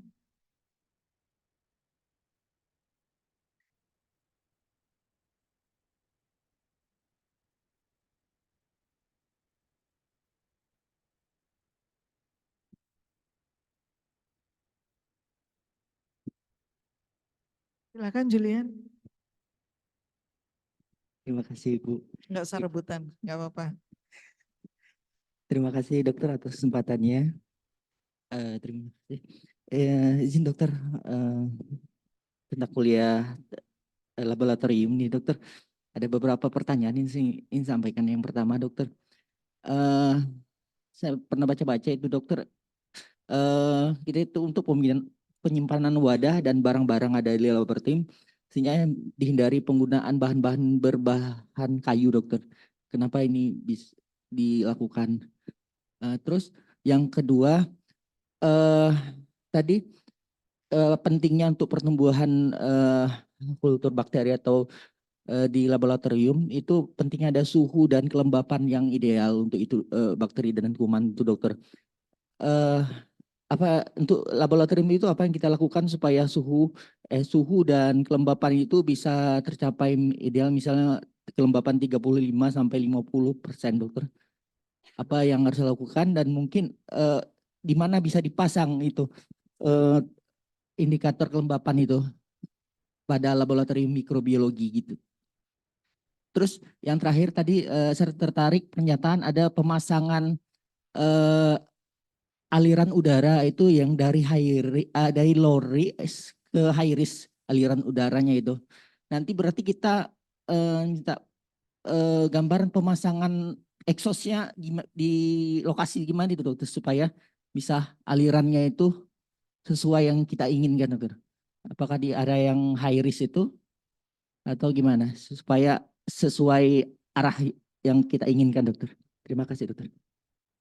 Ya, baik. Kalau untuk permukaan kayu itu nggak boleh karena berpori ya dia ya. Berpori sehingga apa namanya, kotoran, kuman atau apapun bisa masuk ke situ. Jadi memang kita harus pakai permukaan yang ideal tuh kayak itu tuh loh. Meja komputer tuh. ya. Jadi yang bukan meja ubin juga yang ada ini. Jadi sebetulnya harus apa ya namanya ya, pelapis seperti itu ya. Jadi harus yang nggak ada natnya pokoknya. Jadi kita boleh pakai meja ubin, tapi di atas harus dilapisin lagi oleh satu lapisan yang sehingga kalau kita bersihin itu lebih mudah untuk membersihkan. Intinya dia tidak menyerap, tidak berpori dan lebih mudah untuk dibersihkan. Terus yang kedua tadi apa, Mas? Oh, kelembapan. Ada itu termohigrometer ya. Termohigrometer itu memang sih kita tuh susah banget ya. Sebetulnya kayak di lab PK itu juga nggak ideal. Kelembabannya itu masih 50% ya. Saya suka lihat tuh. Karena apa ya, memang bisa dibikin dari pemasangan AC itu sebetulnya ya, untuk udara sama kelembabannya itu bisa terjaga, karena diharapkan ya AC-nya juga harus AC yang mumpuni ya, yang dia bisa bersirkulasi dengan baik ya, apa namanya, sehingga kelembaban dan suhunya itu bisa terjaga. Tapi kalau untuk mantaunya ada termohigro, itu ada di ruang reagen kalau mau lihat ya, untuk mengukur itu. Kemudian untuk aliran ini memang ini sih modelnya harusnya seperti lab apa namanya? Seperti lab untuk PCR tuh loh. Harusnya tuh mendesain lab mikro tuh seperti itu. Cuma di kita tuh nggak ideal banget sih labnya itu. Jadi kan udah umpek-umpekan banget ya, kurang apa, space-nya kurang ya. Jadi harusnya didesain seperti ini. Jadi mulai dari pekerjaan yang paling apa ya, yang resikonya nggak tinggi ke tinggi. Yang dianggap tinggi adalah saat ini karena virus masih di handle oleh patologi klinik. Itu kan juga kita virus itu aja labnya sendiri kan. Mulai dari penerimaan dan sebagainya. Nah, kalau yang di mikro saat ini yang dianggap resiko tinggi adalah yang TB. Cuma ruang TB itu kelihatannya jadi satu dengan ruang bakteri. Nah, itu sebetulnya harusnya nggak boleh jadi satu. Jadi harus ada ruang tersendiri untuk apa sih? Mulai dari buka sampel itu, ngecat sampai PCR tuh harusnya ruangnya tidak satu ruangan plong gitu loh. Jadi harusnya tetap terbagi-bagi menjadi berapa ruang. Nanti saya belum pasti, saya akan baca ulang. Sebetulnya lab mikro tuh boleh pakai AC atau tidak itu. Saya akan coba baca ulang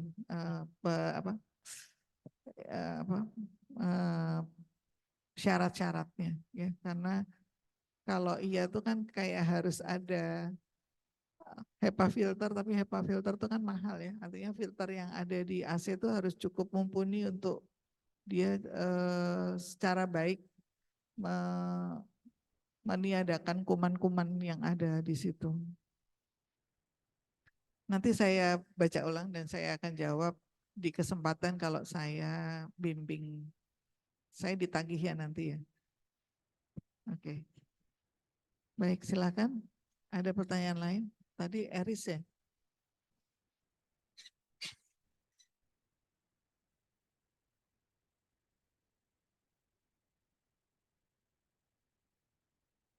Izin Dokter Rina, saya bacakan pertanyaan dari kolom chat Zoom.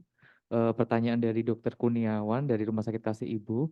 Izin bertanya dokter, untuk penanganan limbah padat sebelum dibawa ke insinerator untuk menggantikan autoclave yang khusus limbah, apakah boleh diganti dengan pemberian natrium hipoklorit? Terima kasih dokter. Baik, terima kasih Dr. Kurniawan. Limbah padat ini berupa apa ya? Soalnya kalau autoclave itu biasanya saat ini ya, hanya untuk lab mikrobiologi aja. Jadi untuk plate-plate pertumbuhan kuman yang sudah nggak dipakai dan itu akan dibuang, itu di autoclave dulu supaya kumannya mati, baru kemudian dibuang ke insinerator. Tapi kalau untuk limbah padat lab patologi klinik itu nggak perlu direndam hipoklorit. Jadi kayak limbah benda tajam, ya udah limbah benda tajamnya itu nanti diangkut oleh dari sanitasi ya, kemudian akan langsung diinsinerator ke sana. Jadi nggak perlu didekontaminasi kalau untuk limbah padat yang lab PK. Nah ini yang dimaksud yang lab PK atau yang lab mikro, Dokter Kurni? Izin dokter, limbah padat media mikro. Oh media, oh nggak boleh lah, harus tetap pakai autoclave ya untuk aman. Sebenarnya ini lebih ke safety untuk petugasnya aja sih. Karena kalau pakai hipoklorit,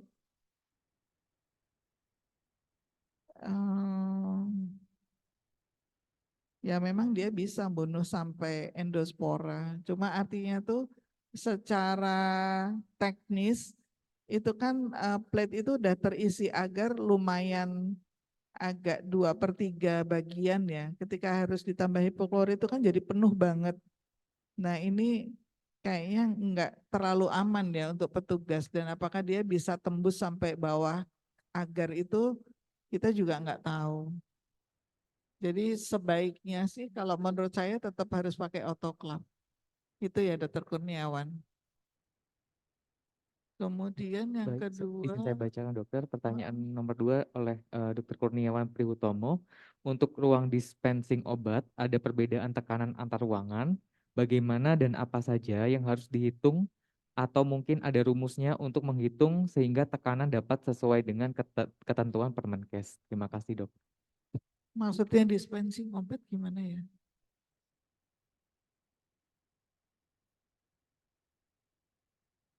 Obat kemo. Obat kemo atau gimana maksudnya ini? Kalau kemo itu nggak perlu tekanan negatif sih ruangannya, cuma BSC-nya yang harus tidak boleh pakai BSC yang udaranya itu bersirkulasi, jadi harus dibuang. Makanya tadi biasanya pakai yang 2B itu untuk yang ngoplos ini apa namanya? Jadi nggak perlu pakai BSC 3, enggak, cukup 2B. Tapi ruangannya nggak perlu ruangan tekanan negatif. Nah ini maksudnya dispensing obat gimana ya? Mungkin Dokter Kurniawan bisa dijelaskan maksudnya gimana?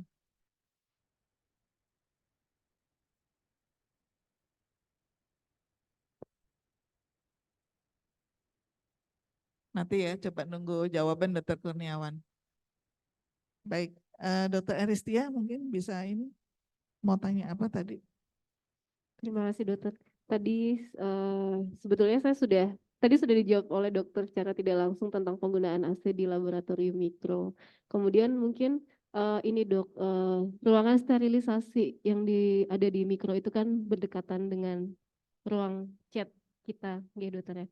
Nah itu kadang waktu awal-awal masuk kami masih mencium aroma-aroma apa ini gitu. Ternyata itu adalah proses sterilisasi. Iya, Bisa, menggunakan ya autoclave. itu Ya. dokter. Nah, apakah eh, jarak antara tempat sterilisasi dan juga ruangan yang sebetulnya masih digunakan untuk kegiatan aktivitas yang lainnya itu diizinkan ya dokter? Iya, itu dulu tuh kan ya memang kita nggak boleh nolak, ya. Artinya kalau memang rumah sakit menginginkan harus mau berbagi.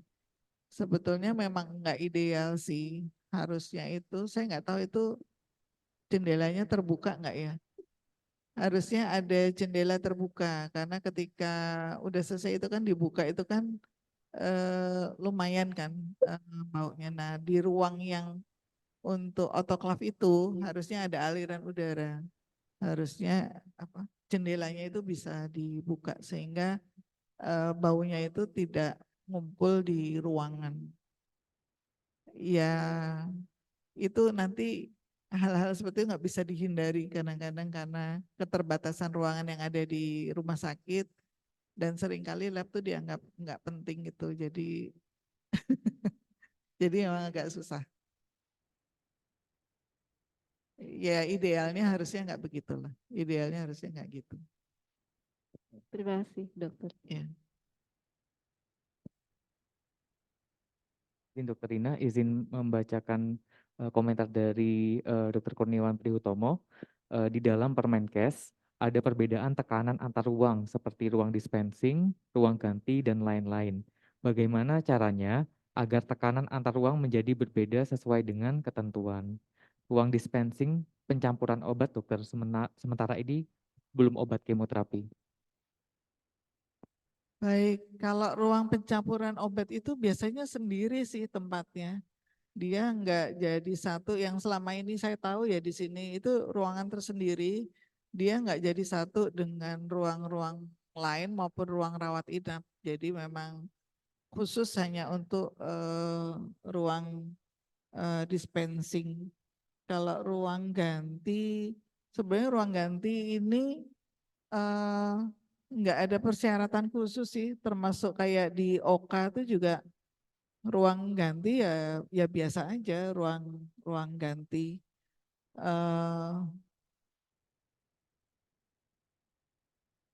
Jadi nggak ada persyaratan untuk perbedaan tekanan. Perbedaan tekanan itu seperti di ruang PCR, itu pun hanya, kan idealnya memang ruang PCR itu 3 ya. Perbedaan tekanan pun itu hanya diperuntukkan untuk ruang ekstraksi aja, penerimaan sampel dan ekstraksi karena dianggap virus atau kuman yang ada di sampel itu masih hidup saat kita terima. Sehingga itu perlu dibuat tekanan negatif. Tapi ketika udah dicampur dengan larutan untuk ekstraksi, si kuman atau virusnya itu udah mati sehingga relatif lebih aman ketika dia di-refer ke ruang sebelah ya, ruang persiapan reagen, harusnya ada ruang preparasi ya di situ. Jadi RNA atau DNA dimasukkan ke dalam master mix. Tapi tetap di ruang 2 ini juga ada resiko kontaminasi karena ada kontrol positif, kontrol negatif itu. Jadi yang tekanan negatif cuma di ruang di ruang ekstraksi dan itu bisa dibuat. Saya nggak tahu sih caranya bikin gimana, tapi artinya kita dibuatkan oleh rumah sakit untuk untuk mendapatkan ruang tekanan negatif, dan yang 2 ruang lainnya tuh tekanannya positif nggak apa-apa, artinya nggak dibuat tekanan negatif. Mendapatkan masukan. Izin dokter membacakan komen dari Dr. Harsono. Boleh menambahkan Boleh. tentang Boleh, Dr. Harsono ada masukan? Saya belum baca Permenkesnya soalnya ini. Terima kasih Ibu ya atas kesempatan. Suara terdengar Bu, suara saya ya? Terdengar dulu. Ya. Jadi kembali lagi kita itu kan penggunaan sebaiknya memang ruang mikrobiologi itu memang kita menggunakan tekanan negatif. Sekarang untuk tekanan negatif, apa tujuan mengapa dibuat tekanan negatif di ruang mikrobiologi? Salah satunya yaitu terutama untuk menghadapi terutama kalau ada tumpahan dan sebagainya jatuh setelah kita bersihkan tetap mungkin ada yang istilah uap itu ya naik itu mungkin. Nah tujuan di situ sehingga diharapkan semua yang infeksius itu tertarik menuju ke tekanan negatif ke tempat pembuangan. Terus untuk penggunaan AC itu sebaiknya digunakan. Kalau ruangan tidak kita gunakan AC, nanti untuk kenyamanan petugas untuk kerja itu sangat berpengaruh di situ. Jadi penggunaan AC tetap digunakan. Untuk tekanan negatif saya kira tidak perlu, sebaiknya memang harus menggunakan tekanan negatif ya untuk ruang mikrobiologi yang bukan melayani untuk TB itu untuk AC biasa boleh kok. Jadi AC untuk ngeluarin ngeluarin untuk udara dinginnya, tapi sisi satu yang kita anggap daerah yang daerah dengan high resiko itu nyedotnya di situ. Jadi kita buat exhaust di sana. Jadi satu jalan, satu aliran dari yang tidak beresiko menuju ke tempat yang beresiko. Saya kira itu masukan dari saya ya. Jadi tetap kita gunakan AC karena untuk kenyamanan petugas. Kalau tidak itu petugas nanti gerah, akhirnya kenyamanan kerja kurang. Yang penting aliran udara dari AC kita perhatikan menuju ke tempat yang beresiko, dan dari tempat yang beresiko itu dilakukan penyedotan exhaust. Tempat kami untuk ruang TB itu kemarin tempat kami untuk ruang TB kan kita menggunakan BSL 3 ya. Jadi kita pembuatan tekanan negatif sederhana aja itu ya. Jadi cukup kita keluarin angin-angin dari AC itu, kemudian dari ruang-ruang beresiko tinggi itu kita pasang exhaust dengan tekanan yang lebih kuat sehingga bisa kita ukur masuk di range antara minim 78 sampai 15 tekanan negatif. Jadi saya kira tetap kita bisa kenyamanan petugas tetap kerja dengan AC, tapi untuk resiko tetap sudah kita tangani dengan aliran udara keluar langsung ke tempat yang beresiko. Saya kira itu masukan ya. Terima kasih ya. Pak Harsono, exhaust-nya itu dari ruang nggak beresiko ke resiko atau dari ruang beresiko dikeluarkan keluar? Jadi exhaust itu kan menyedot keluar ya. Jadi kita tempatkan di tempat yang beresiko. Oh, Jadi berarti udara dari yang tidak keluar. beresiko akan tersedot masuk ke area yang beresiko. Ya, ya.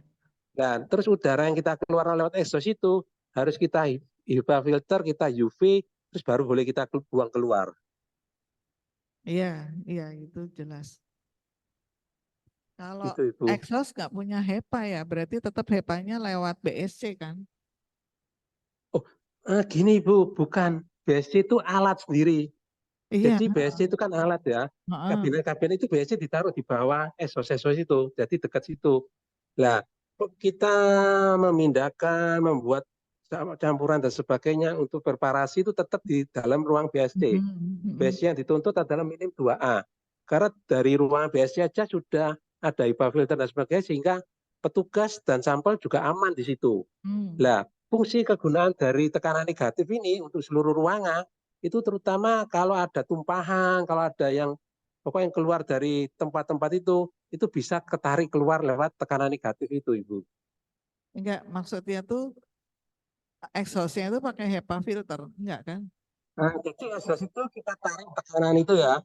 Terus setelah itu udara yang masuk di situ, kita kasih HEPA filter saringan gitu ya. Ya setingkat ya, enggak mungkin enggak setinggi tingkat HEPA filter ya. Pokoknya jenis itu HEPA filter itu ya. Kan ada tingkat penyaringan berapa mikron itu ada ya.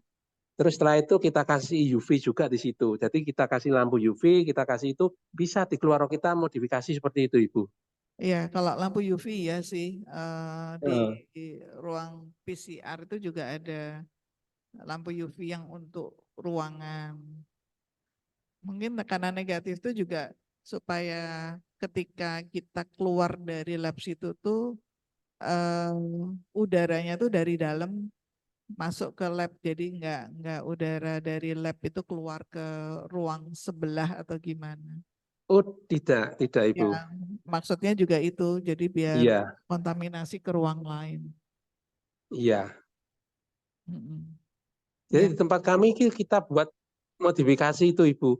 Jadi udara yang ditarik di exhaust itu di dalam cerobong itu baru kita di situ kita siap UV-nya di dalam cerobong sama diberi HEPA gitu, Bu. Jadi bukan di luar. Ya. Jadi di dalam cerobong penyedotan itu malah.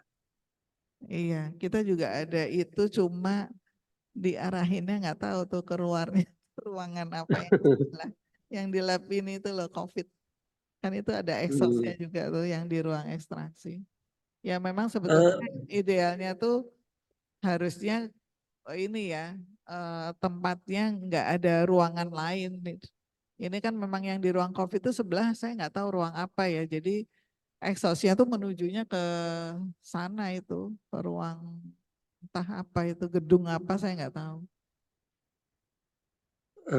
Dulu waktu saya buat ruangan untuk BSL 3 itu dari BPLK Surabaya sebagai tenaga untuk Konsultan. konsulen itu, lah itu tuh disarankan dengan ketinggian kita buang di atas 10 meter dengan udara yang terbuka gitu, itu khusus untuk TB itu aman ya katanya. Iya, iya. Kalau rumah sakitnya nggak crowded ya Dokter Arsono, betul. Iya, Rumah sakitnya masih longgar. iya itu. Iya, iya. Ya memang yang ideal tuh gitu sih. Artinya TB itu betul-betul harus punya space yang nggak berdekatan dengan bangunan lain. Cuma ya memang di sini nggak ideal. Bahkan saya nggak tahu Iya, sih tempat buang nampung dahak tuh di mana? Apa di WC atau di kita nggak ada, harusnya tuh ada khusus tempat untuk berdahak ya di halaman yang disinari matahari dan ada sirkulasi udaranya, harusnya idealnya tuh seperti itu. Cuma saya nggak tahu di sini ada atau enggak, kelihatannya nggak pernah lihat juga sih. Mungkin ya di WC itu. Ya, baik, terima kasih Pak Arsono terima masukannya. kasih. Ya, wah udah pakai BSC3 ya Pak ya? Ya memang syaratnya seperti itu Ibu, Iya, karena kita sudah MDR ya. bermain di kultur TB, jadi harus BSL 3. Hmm, iya, baik. Ada lagi mungkin, ya, mumpung ada pakarnya juga nih, Pak Arsono. Ada yang mau bertanya? Iya silakan Fari. Tari mau tanya? Ya silakan.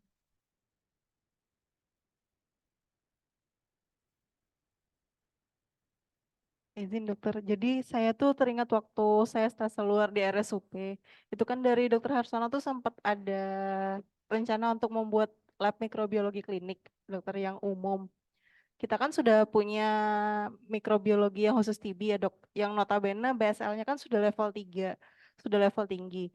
Boleh nggak ya dok, ruangan mikrobiologi umumnya itu kita campur selama penyerahan sampelnya itu tidak berada di tempat yang sama, atau ada syarat-syarat tertentu yang memang pengerjaannya itu tidak boleh disamakan, tidak boleh dikerjakan dalam satu ruangan, karena kan ruangan lab mikro di TB itu luas sekali ya dok, jadi apakah boleh disatukan dok? Sebenarnya itu bukan penerimaan sampelnya yang harus dipisahkan karena waktu menerima sampel itu kan masih tertutup.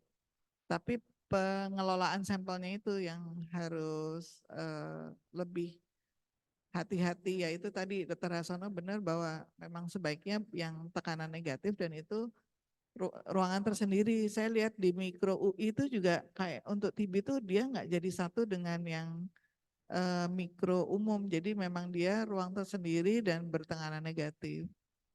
Kalau amannya sih gitu harusnya. Berarti sebaiknya membuat ruangan baru untuk lab mikro umum. Iya harusnya. Kalau rumah sakitnya punya duit. Baik dok. Paling enggak tuh BSC-nya minimal tuh yang 2B lah, yang enggak langsung ke atas. Tapi kalau menghadapi MDR ya harus minta yang BSC-nya yang 3 itu. Yang cuma tangan masuk jadi size-nya enggak naik turun. Terima kasih dokter. Ya. Ya Fari. Terima kasih kesempatannya Dokter Rina. Izin bertanya Dokter, saya ada beberapa pertanyaan Dokter. Kan kalau kita membahas tentang bahan infeksius itu kan dan kepada user adalah adanya kecelakaan pada tempat kerja seperti bahan infeksius terjatuh atau bahan-bahan yang bisa mengkontaminasi kesterilan dari laboratorium tersebut Dokter. Untuk SOP yang benar itu bagaimana ya Dok, untuk pembersihan bahan kontaminan tersebut dokter, dan juga untuk pertanyaan kedua saya adalah, dan untuk apakah ukuran laboratorium itu mempengaruhi dari sterilisasi dan quality assurance dari laboratorium itu sendiri dokter. Terima kasih dokter. Kalau untuk bahan infeksius itu nggak harus ada kecelakaan ya.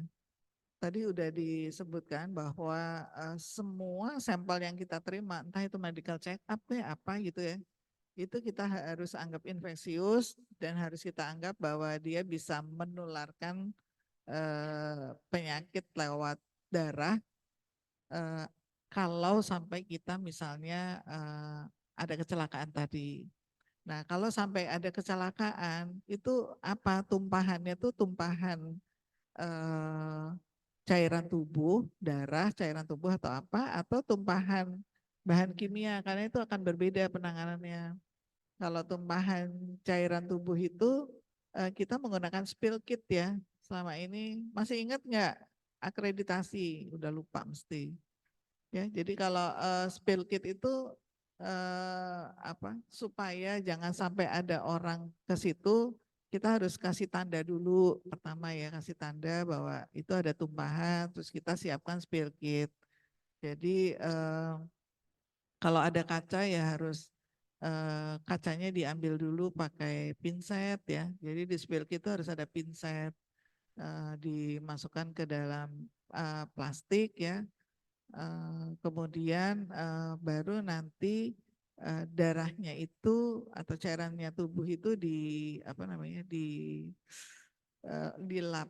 Biasanya sih disarankan menggunakan bubuk klorin ya, bukan cairan. Karena kalau cairan klorin itu akan memperluas area yang ada tumpahan itu karena kan cairan. Jadi dianjurkan pakai bubuk klorin, terus baru nanti diambil pakai tisu. Tentu aja sih yang ini harus pakai APD ya, pakai apron, pakai handskun ya seperti itu. Terus lengkaplah masker. Itu diambil terus di apa namanya masukkan ke apa namanya ke plastik infeksius ya. Kaca tuh juga bisa pakai serok, cuma kalau pakai serok itu kan kita seroknya berarti harus dicuci ulang. Cuci ulang tuh takutnya masih ada serpihan kaca ya. Jadi lebih baik sih pakai pinset diambil. Itu kalau cairan tubuh dan apa namanya warna plastiknya tuh kuning ya kalau untuk cairan tubuh. Kalau untuk yang bahan kimia tuh ungu nggak salah. Ini apa plastiknya. Dan itu harus ditangani sesuai dengan bahan kimianya tuh apa ya, maksudnya dia tuh sifatnya korosif kah atau asam atau apa, itu kita harus lebih berhati-hati lagi, tapi tetap ininya pakai spill kit gitu ya. Jadi di dalam spill kit itu harus ada apron, harus ada handskun ya, harus ada Google, ada bubuk klorin, ada pinset ya. Jadi itu harus secara berkala harus diperiksa. Ya, terus tadi satu lagi apa ya? Izin dokter, yang pertanyaan keduanya, Oh, luas ya. ukuran laboratorium. Ukuran laboratorium itu enggak ada yang diharuskan ukurannya tuh sekian-sekian, tapi ada minimalnya sih. Saya lupa di Permenkes tuh ada minimalnya. Tapi setidaknya tuh antar petugas tuh enggak empet-empetan ketika kerja ya. Jadi ada space paling enggak tuh jaraknya tuh 1 meter gitu. Jadi sehingga mobilitas petugas itu bisa lebih enak gitu. Tapi kalau berapanya, kita dari dulu lab juga enggak tambah luas sih, segitu-segitu aja sih. Susah mau minta ruangan gitu. Jadi ya kita yang harus menyesuaikan. Tapi sebenarnya lab kita ya udah lumayan sih. Walaupun sekarang juga kita nggak bisa nambah alat ya karena udah penuh. Ada di Permenkes tuh ada minimalnya. Saya lupa tapi minimalnya ada. Baik dokter, terima kasih dokter atas penjelasannya dokter. Ya, oke, sama-sama. Harusnya ada pojok dahak. Iya betul. Betul Dokter Endang, harusnya ada pojok dahak di udara terbuka itu. Ya, paling enggak ada satu apa sih namanya, satu tempat lah. Kalau di Sutomo itu ada ruangan di tengah taman, bagus tuh ruangannya. Di tengah taman yang agak cukup luas itu adalah ruang untuk minum obat penderita MDR TB. Jadi di udara terbuka gitu. Ya, memang soalnya areanya di sana luas ya kalau di Rumah Sakit Sutomo itu. Areanya besar. Ada lagi mungkin? Cukup ya. Saya kira udah jam 10 ini harus ke pelayanan. Nanti bisa kita sambung lain kali di kuliah yang berikutnya. Terima kasih atas kehadiran yang ada di Zoom. Terima kasih untuk para staf dan residen juga yang sudah hadir. Wassalamualaikum warahmatullahi wabarakatuh. Waalaikumsalam warahmatullahi wabarakatuh.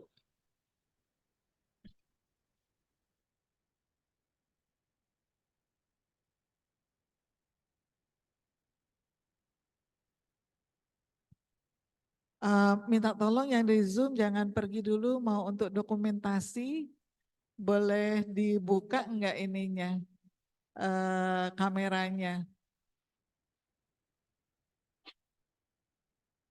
Iya, terima kasih. Oh, Aan, ada Aan, apa kabar?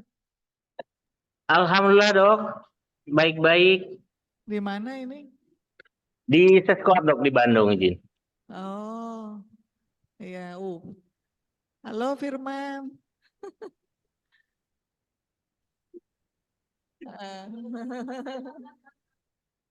Ada Johan juga. Udah difoto? Bentar ya, difoto dulu ya.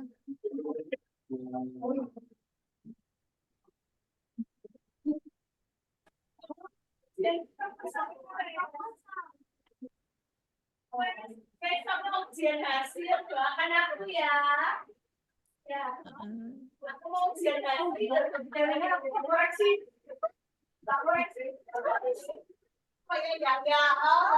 Kapan ujiannya?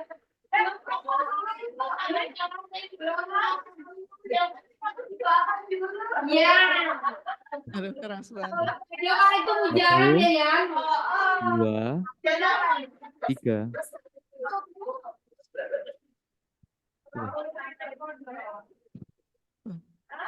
Udah? Udah, baik. Cuma satu. Makasih Aan, Mbak Dina, Daniela, Johan, Firman, Ferry, Ogi, Mbak Lutfi. Sama-sama Bu, makasih Bu. Dr. Adit.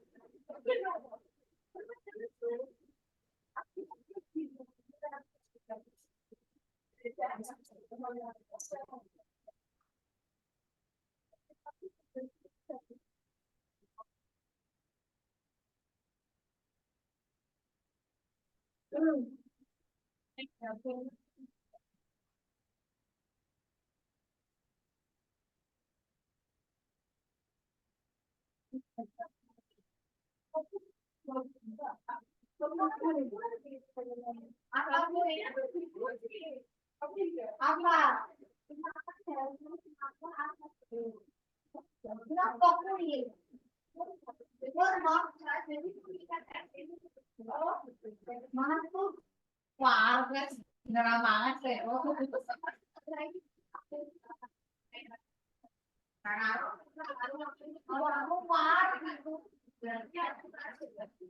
Makan apa?